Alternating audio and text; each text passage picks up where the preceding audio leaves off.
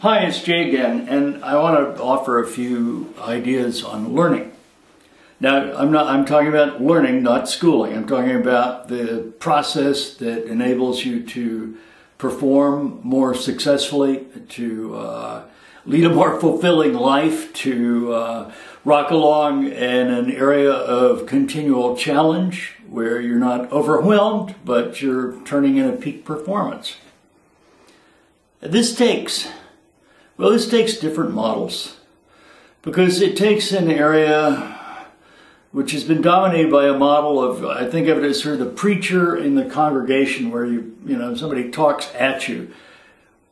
And really what we need is an environment where we're all in it together, and it's not that the laity, the people in the pews, are somehow deficient or need a special word. It's that they've got a goal, and what used to be the preacher can now be a mentor, a coach, a facilitator, somebody to help them reach that goal. But there doesn't need to be this, I'm going to be on elevated ground, I'm going to be speaking from the pulpit, I'm going to be talking down on you.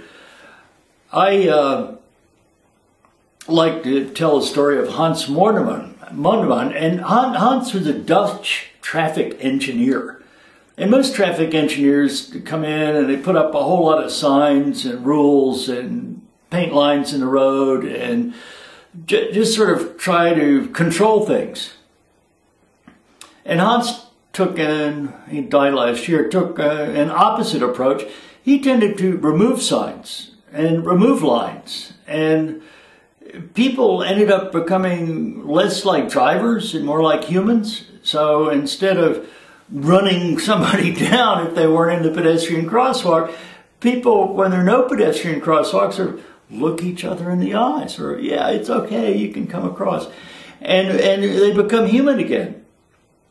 So the same way that Hans didn't treat people like drivers, this led to a 50% reduction in accidents most of the places he went. I mean, you know, and I know, you're coming along, you're driving, and speed limit sign says, slow down, curve ahead, 35.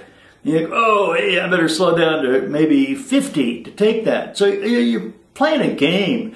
Whereas if there were no signs at all, you'd naturally be cautious if you don't know what's ahead.